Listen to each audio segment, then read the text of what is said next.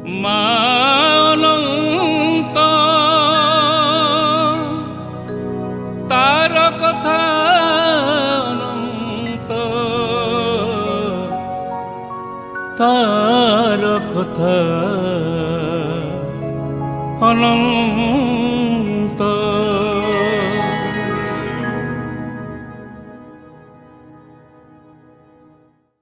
ମା ଅନନ୍ତ ମା କଥା ଅନନ୍ତ ରୀତିରେ ଆଜି ଆମେ ଆଲୋଚନାର ପରିସରକୁ ଆଣିବା ଅଷ୍ଟମ ମହାବିଦ୍ୟା ମା ବଗଳାମୁଖୀଙ୍କୁ।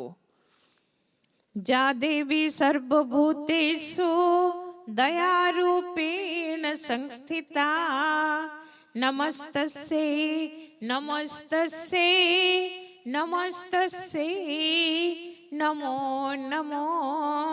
ଏ ସଂସାରରେ ସବୁ ପ୍ରକାରର ବିଘ୍ନର ଶାନ୍ତି ପାଇଁ ତଥା ଶତ୍ରୁକୁ ବିନାଶ କରିବା ଅର୍ଥରେ ମହାଦେବୀ ବଗଳାଙ୍କର ଉପାସନା କରାଯାଇଥାଏ। ମା ବଗଳା ହେଉଛନ୍ତି ମହାବିଦ୍ୟା ତତ୍ଵରେ ଅଷ୍ଟମ ମହାବିଦ୍ୟା।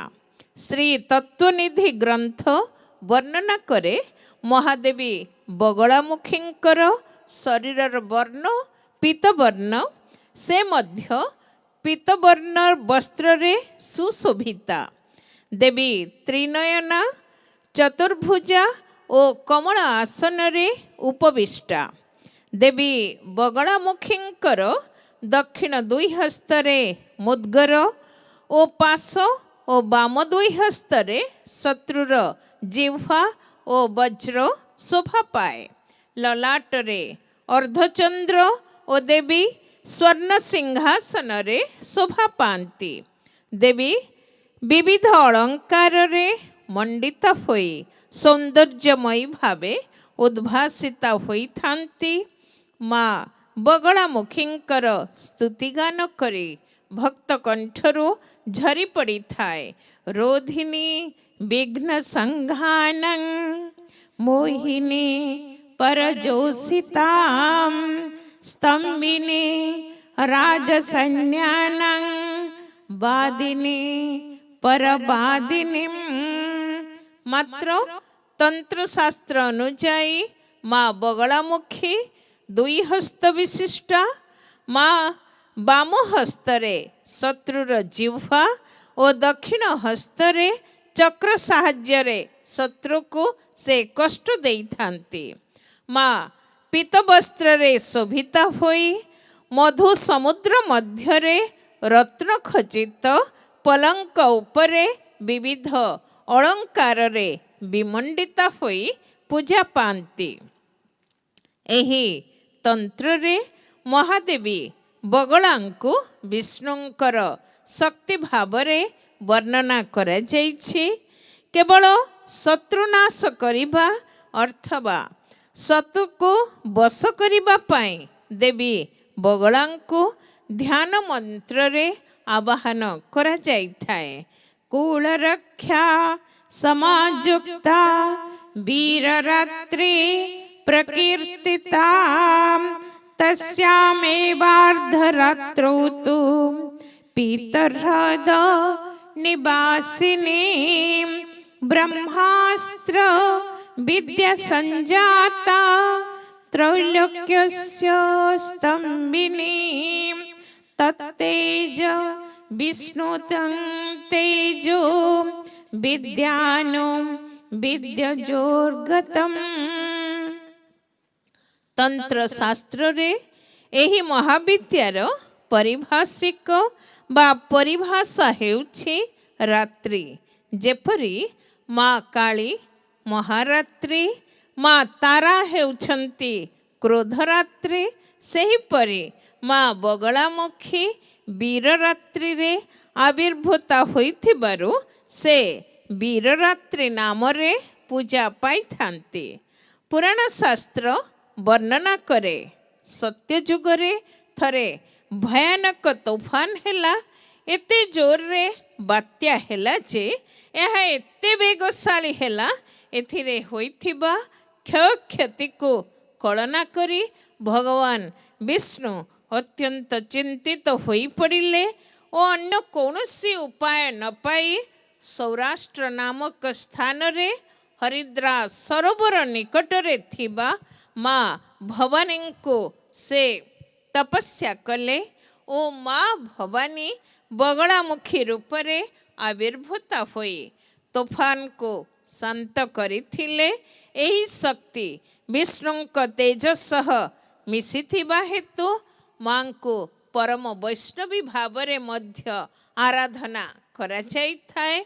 ମାତ୍ର ମହାବିଦ୍ୟା ତତ୍ତ୍ୱ ଅନୁଯାୟୀ ସମସ୍ତ ମହାବିଦ୍ୟା ମହାରୁଦ୍ର ମହେଶ୍ୱର ପରମ ଶିବଙ୍କର ସାଧନା ଶକ୍ତି ଭାବରେ ଉପାସିତା ହୋଇଥାନ୍ତି। ଏହି ଦେବୀଙ୍କ କୃପାରୁ ଭକ୍ତ ସମସ୍ତ ଦୁର୍ଲଭ ବସ୍ତୁ ପ୍ରାପ୍ତ ହୋଇଥାଏ। ଦେବୀ ସର୍ବ ଦୁଃଖ ନିବାରିଣୀ, ସର୍ବଶତ୍ରୁ ସଂହାରିଣୀ, ସର୍ବ ଐଶ୍ୱର୍ଯ୍ୟ ପ୍ରଦାୟିନୀ ତଥା ଅତ୍ୟନ୍ତ ଆନନ୍ଦ ପ୍ରଦାୟିନୀ ସୌମ୍ୟ ରୂପା ଦେବୀ ମା ବଗଳାମୁଖୀ ସର୍ବସିଦ୍ଧି ପ୍ରଦା ରୂପେ ତନ୍ତ୍ର ଜଗତରେ ସୁପ୍ରସିଦ୍ଧା। ମା ବଗଳାମୁଖୀ ବ୍ରହ୍ମାସ୍ତ୍ର ରୂପେ ମଧ୍ୟ ପରିଚିତା। ବ୍ରହ୍ମାସ୍ତ୍ର ମିତି ବିଖ୍ୟାତଂ ନ ଦେୟଂ ଯସ୍ୟ କସ୍ୟଚିତ୍। ସମସ୍ତ ଦୁଃଖକୁ ନିବାରଣ ନିମନ୍ତେ ମା ବଗଳାମୁଖୀ ହେଉଛନ୍ତି ସର୍ବଶ୍ରେଷ୍ଠା ଆରାଧ୍ୟ ଦେବୀ। ଏ ସମଗ୍ର ଜୀବଜଗତ ମହାଦେବୀଙ୍କର ଚରଣାଶ୍ରିତ। ମହାକାଳୀ, ମହାସରସ୍ୱତୀ ଓ ମହାଲକ୍ଷ୍ମୀ ଏ ତ୍ରିଶକ୍ତିର ଅଧିକାରିଣୀ ମା ବଗଳାମୁଖୀ। ସେ ମହାକାଳୀ ରୂପରେ ଶକ୍ତି ପ୍ରଦାୟିନୀ, ମହା ସରସ୍ୱତୀ ରୂପରେ ମା ବିଦ୍ୟା ଓ ଜ୍ଞାନ ପ୍ରଦାୟିନୀ ତଥା ମହାଲକ୍ଷ୍ମୀ ରୂପରେ ମା ହେଉଛନ୍ତି ଐଶ୍ୱର୍ଯ୍ୟ ପ୍ରଦାୟିନୀ। ଦେବୀଙ୍କ କୃପାରୁ ଭକ୍ତ ସଦା ସର୍ବଦା ଅନୁଗୃହୀତ ହୋଇ ମାଙ୍କୁ ପ୍ରାର୍ଥନା କରିଥାଏ। ସତ୍ୟ କାଳୀ ଚ ଶ୍ରୀ ବିଦ୍ୟା କମଳା ଭୁବନେଶ୍ୱରୀ ସିଦ୍ଧି ବିଦ୍ୟା ମହେଶାନୀ ତ୍ରିଶକ୍ତି ବଗଳା ଶିବେ। ଶ୍ରୀ ବିଷ୍ଣୁଙ୍କର ଦଶାବତାର ରୂପ ମଧ୍ୟ 10 ମହାବିଦ୍ୟା ଭାବରେ ବର୍ଣ୍ଣିତ ଓ ମହାଦେବୀ ମା ବଗଳାମୁଖୀ ଭଗବାନ ବିଷ୍ଣୁଙ୍କର କୁର୍ମ ଅବତାର ରୂପେ ପୂଜା ପାଉଥାନ୍ତି। ଭଗବାନ ବିଷ୍ଣୁ କୁର୍ମ ଅବତାରରେ ବିଶ୍ୱ ବ୍ରହ୍ମାଣ୍ଡକୁ ନିଜର ପୃଷ୍ଠ ଦେଶରେ ଧାରଣ କରିଥିଲେ। ଅନୁରୂପ ଭାବରେ ସମସ୍ତ ବିଶ୍ୱ ବ୍ରହ୍ମାଣ୍ଡର ସ୍ତମ୍ଭନକାରିଣୀ ବା ଧାରଣକର୍ତ୍ରୀ ହେଉଛନ୍ତି ମହାବିଦ୍ୟା ମା ବଗଳାମୁଖୀ। ତନ୍ତ୍ରଶାସ୍ତ୍ର ବର୍ଣ୍ଣନା କରେ ତାରା ଦେବୀ ମୀନ ରୂପା ବଗଳା କୁର୍ମ ମୃତ୍ତିକା ଧୂମାବତୀ ବରାହସ୍ୟାତ୍ ଛିନ୍ନମସ୍ତା ନୃସିଂହିକା। ଆଉ କେହି ମା ବଗଳାଙ୍କୁ ପ୍ରଭୁଙ୍କର ମତ୍ସ୍ୟାବତାର ଭାବେ ମଧ୍ୟ ବର୍ଣ୍ଣନା କରିଥାନ୍ତି। ଭଗବାନ ବିଷ୍ଣୁ ଯେପରି ଶଙ୍ଖାଶିରକୁ ବିନାଶ କରି ଚତୁର୍ବେଦ ରକ୍ଷା କରିଥିଲେ, ସେହିପରି ମା ଭଗବତୀ ବଗଳାମୁଖୀ ଏ ସମଗ୍ର ବିଶ୍ୱ ବ୍ରହ୍ମାଣ୍ଡକୁ ସକଳ ବିପତ୍ତିରୁ ରକ୍ଷା କରି ସେ ହିଁ ରକ୍ଷାକର୍ତ୍ରୀ ସାଜିଥାନ୍ତି। ସେ ହିଁ ଶତ୍ରୁର ସମସ୍ତ ଗର୍ବ, ଦମ୍ଭ, ଅହଙ୍କାର, ଆସ୍ଫାଳନ ସମୂଳେ ବିନାଶ କରିଥାନ୍ତି। ନିତ୍ୟ ତନ୍ତ୍ରଶାସ୍ତ୍ର ବର୍ଣ୍ଣନା କରେ ମତ୍ସ୍ୟସ୍ତୁ ବଗଳା ଦେବୀ ବରାହ ଛିନ୍ନମସ୍ତକା ଧୂମାବତୀ କୁର୍ମ ରୂପା ନୃସିଂହ ଭୈରବୀ ସ୍ୱୟଂ। ମା ବଗଳାଙ୍କ ପୂଜାରେ ପୀତବର୍ଣ୍ଣକୁ ପ୍ରାଧାନ୍ୟ ଦିଆଯାଇଥାଏ। ପୂଜାରେ ଯେ ସାଧକ ସେ ପୀତବସ୍ତ୍ର ପରିଧାନ କରିଥାନ୍ତି ଏବଂ ହଳଦୀ ଗଣ୍ଠି ମାଳାରେ ଜପ କରିବାର ବିଧି ଏହି ପୂଜାରେ ରହିଛି। ପୂଜାରେ ହଳଦୀ ରଙ୍ଗର ପୁଷ୍ପ ଯଥା ଗେଣ୍ଡୁ, କନିଅର, ସେବତୀ ପ୍ରଭୃତି ବ୍ୟବହାର କରାଯାଏ। ସମସ୍ତେ ଭକ୍ତିପୂତ ଚିତ୍ତରେ ଶୁଦ୍ଧ ମନରେ ମାଙ୍କୁ ଧ୍ୟାନ କରନ୍ତି। ସୁବର୍ଣ୍ଣାସନ ସଂସ୍ଥିତା ତ୍ରିନୟନଂ ପୀତାଂଶୁ କୋଲ୍ଲାସିନୀ ହେମଭାଙ୍ଗରୁଚିଂ ଶଶାଙ୍କ ମୁକୁଟଂ ସଞ୍ଚପକ ସଗ୍ୟୁତାಂ ହସ୍ତେ ମୁଦ୍ଗର ପାଶବଜ୍ରରସନାಂ ସ୍ତମ୍ଭୀଭୂତିଂ ଭୂଷଣୈଃ व्याप्तांगी बगलामुखिं त्रिजगतां स्तंभिनीं चिंतयेत्। मांक पाखरे बेसनरे प्रस्तुत लडू और केसर मिश्रित क्षीर नैवेद्य रूपे अर्पण करा जाइथाय। मांकर प्रथम उपासक हेउछन्ति पितामह ब्रह्मा। ब्रह्मा एही महाविद्या माँ बगलामुखी संपर्क रे उपदेश प्रदान करथिले सनकादि ऋषि मानंकु एवं द्वितीय उपासक भावरे आसीथांती स्वयं भगवान विष्णु। तृतीय उपासक परशुराम और परशुराम आचार्य द्रोणंकु एही विद्या शिक्षा प्रदान करथिले। समस्त साधकों को संतुष्टि प्रदान करिबा निमित्त माँ बगलामुखी विविध रूपरे प्रतिभात होई थांती।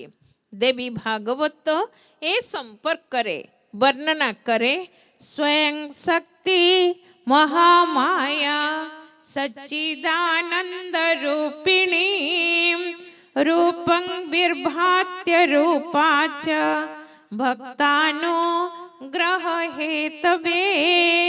आमे समस्ते निजे निजको तर्जमा करिबा उचित। आमे समस्ते हेउछे कलिहत मानव। ए भवसागररु किपरि उद्धार पाइबा माँ बगला ही आम मानंकर रक्षाकर्त्री से ही अभयदायिनी। एई प्रकार भावना आम समस्तंक मनरे आसिबा उचित। तारी शरणापन्न होई आमे समस्ते समस्वर रे गाइबा। सृष्टाखिलं जगदिदं सत् सत् स्वरूपं शक्त्या सूया त्रिगुणया परिपाति विश्वं संहृत्य कल्प समये रमते तथैके तां सर्व विश्व जननीं मनसा स्मरामि। आम अंतरर श्रद्धा और निर्मल भक्ति आम समस्तंको माँ बगलामुखींकर से अभय चरण रे स्थान देउ। एतिकी प्रार्थना समवेत कंठरे आमे समस्त तांकरी वंदना गान करिबा। शरणागत दीनार्थ परित्राण परायणे सर्वस्यार्ति हरेर्देवी नारायणी नमोस्तुते। जय माँ बगलामुखी, जय माँ ब्रह्मास्त्र स्वरूपिणी।